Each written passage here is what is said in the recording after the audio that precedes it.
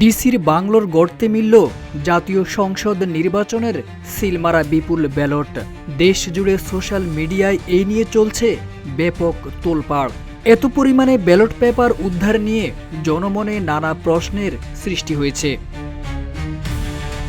শনিবার দুপুর 12:30টার দিকে জেলা প্রশাসকের পুরনো বাংলোর বাঁশ ঝাড়ের নিচে মাটিতে পুঁতে রাখা ব্যালট পেপারগুলো উদ্ধার করা হয়।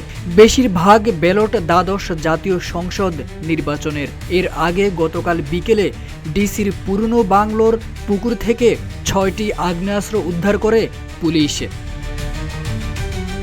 পুলিশ জানায়, দ্বিতীয় দিনের মতো ডিসির পুরনো বাংলোর ভেতরের পুকুরে অস্ত্র উদ্ধার অভিযান চলছিল।